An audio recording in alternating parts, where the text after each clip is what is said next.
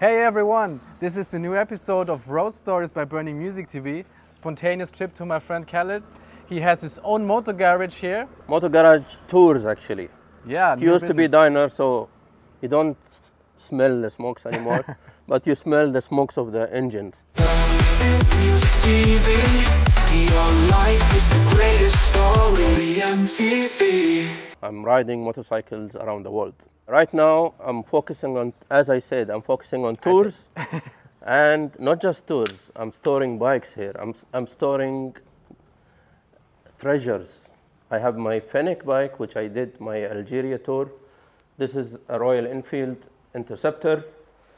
It looks a bit not damaged actually, but I like to play. I like to play with my bikes whenever they are resting.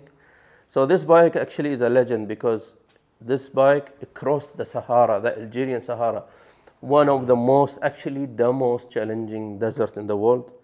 This bike, which is 650 engine, made it through the Sahara, the most challenging non-road, let's say. That's crazy, yeah. bro. And I would never sell it because I had great memories with it. I modified it to get the color of the Sahara, to get the official animal of the Algeria, which is the Fennec, that's the desert fox. Ah, okay. And everything has a meaning. And it's a scrambler, very good engine, very reliable bike, but it's challenging. Here I have the new top of the range BMW, the mother, the goddess of bikes. However, you should treat her well. You shouldn't take her to dirty places, unless if you are a pro, because it's a huge engine, 31 liter. I bought this bike actually to rent it out to customers. I'm not going to travel with her. And it's fragile, very reliable. It can live up to 30 to 50 years if you take care of her.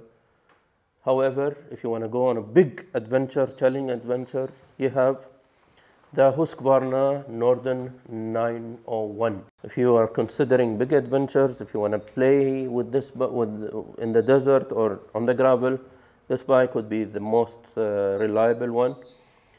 I'm not a big fan of Husqvarna, but I am a big fan of this Husqvarna. And it's easy to maintain wherever you are. Maybe you don't see any identity of the Husqvarna anymore because I put my identity on top of it, and I'm just promoting myself on the go. And tomorrow I'll be heading to Switzerland on this bike because there are lots of twisty bends in the mountains. I would definitely enjoy my ride on this bike. Where are you going to sleep when you have a... You stay in the hostel or? Depends on the mood, on the weather, on my mood actually. Initially, I'm thinking to maybe stay in camp sites. Okay. And I have a new tent, so I'm going to show off with it. And then maybe I'll take a break. I'll break my adventure once in a while, stay in a hotel, another day camp, another day stay in a hotel, because sometimes you don't want to take it too extreme while you are on a 3-4 days tour. Okay. So another thing, because I always like to travel light. I don't want to take with me mats, tents, cooking stuff, dried food. So I'm gonna ride light. I'll use one pannier for the camping stuff and one pannier for my clothes, if I could. And credit card. And of course, if I could, I'll be camping maybe on the way somewhere in Switzerland, surrounded by the mountains. So, how did it all start? How did it come up? Maybe you told it on Arabian TV. Very good question. We've been talking to each other since maybe 2011. Since you were a kid? Yes, when I was a kid. You've seen different transition of my life. You've seen me as an officer. You've seen me as a film producer. Right. You've seen me as an entrepreneur. And you've seen me as a restaurant owner and a business, a tour owner and a tour guide and a traveler. So On top of that, I became a TV presenter on Al Jazeera, which is one of the most biggest news channel in Qatar. However, actually, when I'm a network engineer, I'm a computer network engineer, and because I hated my job, I hated what I studied, and I said I need to do something different. So I started riding a motorcycle. I thought, is it midlife crisis? No, it's not. So I started riding my Harley. Then I thought, is that all? Riding every weekend, eating muffin, having coffee, taking pictures, riding in group with those Harley riders. No, that's not what I needed. So I considered traveling around the world. Then I said, I'm going to do something more challenging. I don't want to do like travel Germany to Austria. That's not what I wanted. I want to do something really challenging. I'm going to do the Silk Road. Wow. Yeah, the actual Silk Road. So I did London to China. This was the first big one? This was the first long one. I did small ones, India, Thailand, blah, blah, blah. But the biggest, the most challenging one, which I found myself, which I consider myself as a professional motorcyclist, was the Silk Road from London to Beijing, which took me 3 months, 22,000 kilometers, 19 countries, through Central Asia, through Tibet, China, Turkmenistan, Azerbaijan, Afghanistan, lots of challenging. Then when I'm done, I came back to my comfort zone, and I thought that's not what I wanted. Is that it? Silk Road, and then what? Then I booked another trip, Alaska to Argentina. Oh my God. Yeah, 5 months, 40,000 kilometers, 15 countries, challenging the most dangerous countries in the world. On the same machine, or you had to? The same machine, it's inside, I can show you the bike. Then I did Africa, Kenya to South Africa, I did all Algeria. Algeria is a huge country, it's around maybe 20,000 of 20% of Europe maybe. So I did Algeria, I did Morocco, I did many. So far I've been to 92 countries, most of them on a motorcycle. And maybe I'll plan another tour. Yeah. I'll announce it very soon.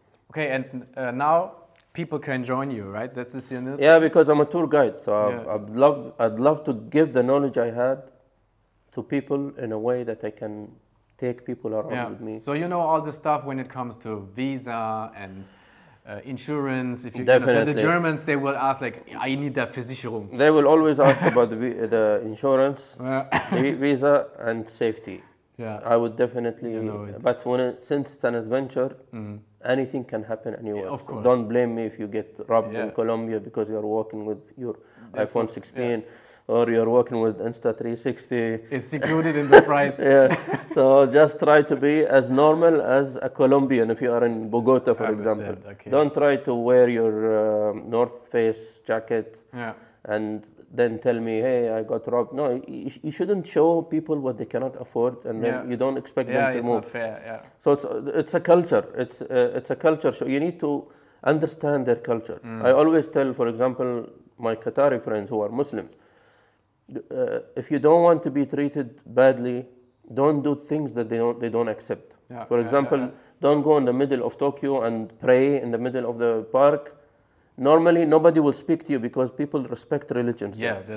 But if someone attacks you for some reason, it's because you're doing something they don't know what it is.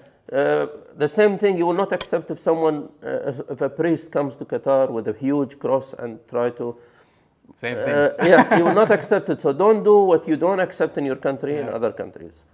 And I always give tips on things, how to behave in trips and adventure, because some people, they are really dumb. They think because, for example, because they are from a country and they have this privilege, or their embassy would take care of them, they do silly stuff. Yeah, they park everywhere. Yes, exactly. So traveling is about respect, about respecting culture, is about telling stories. So you want to come back and tell your family stories. You don't want to come back and tell them, hey, I got arrested because I was an idiot. I plan my first trip.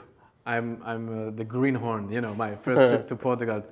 3,000 kilometers, nothing for you, right? It's a mini trip for me. So what advice can you give people like me who do it for the first time? Maybe they plan too much, or what is? You said you don't bring too much stuff. This is maybe one thing. What else? It depends on what you like. Many people, they like to give the impression that they are hardcore travelers. No, I'm simple. They put more than what they need. Okay. Someone puts a frying pan, others do things that they don't even use. Yeah, okay. So one of the most important things, don't carry things that you don't know how to use. Don't take tools with you that you don't know how to maintain your bike. Yeah. Leave it until you find a dealer. You are going to Portugal, not going to Central Asia or something. Yeah. So don't take a tent if you can stay at a campsite where they have beds, for example. Because a tent will take lots of space. Yeah. This is the basic thing. Don't take jeans. Yeah. Jeans is heavy. Yeah, Cotton. yeah. Take light trousers where you can wash and dry within half an hour. Yeah. Take take 2 t-shirts, take 2 shirts. Not 10. Not 10. And the t-shirt you would take, never take anything cotton with you. Take anything that can be washed. You can go to lots of shops here where they can sell. Yeah, okay. I'm not promoting this shop, but it's my favorite. It's Globetrotter. Yeah, I'm buying all this shit. Yeah, so you go there, it's paradise. It's adventurer's paradise. You go there, you find everything. Yeah, it's the right stuff to do. So it's good to take the things that don't get bacteria easily. That when you wash and keep it wet in your pannier, it doesn't get any infection or bacteria. It can be dried within a second. These things that you need to take with you. Don't take with you cotton shirt, or you think you're gonna go partying there. Don't do it. Buy things if you are invited or you bump into someone. No suit. Okay. Yeah, don't take a suit with you. Once I was in Istanbul and I got invited for a bit of a luxurious dinner, which needed a suit, and I was on the bike, so I had to buy a suit. Then I kept it there. It was very expensive. I had to leave it there. I gave it to the butler. Okay. So these are few tips. And you are going to Portugal, try to avoid highways, autobahns. Yeah, I think it's not fun to ride a highway there. It's not just not fun. They don't have many highways anyway, but you will enjoy the bends. You will enjoy the small national roads, similar to the road you came all the way here. Yeah. Smaller. Try, if you are staying in a hotel, don't stay in 5-star hotel. Go to the small motels where they can put rooms available, 20 euro, including breakfast. You would love the experience in Portugal. You will be, I think, in the south, somewhere in the south. If you ride further to the bottom southwest of Portugal, there is a small town called Sagres or Sarges. I'm not quite sure. You can find it. And there is a small food truck. German people who got sick of Germany and they wanted to go as far as possible away from Europe. They opened a food truck. Yeah. They called it the last sausage before America. Okay, yeah. You've been there. And when you eat it, they will give you a certificate that you had the last sausage before America. Okay, see you guys there. That's definitely a good try there. Okay. And it's very delicious. People are friendly, and you eat it sitting on the bike, facing the Atlantic. Yeah, I can't wait. So guys, this is what you can expect if you book your trip with this guy. He knows all the places. I think you should go on his website and book your next tour. Please. I think we just stop from here now. Yeah. We do another things now. Sure. Thank you very much, man, for showing around. And how to say in your language, like safe ride? Bisalama. See you.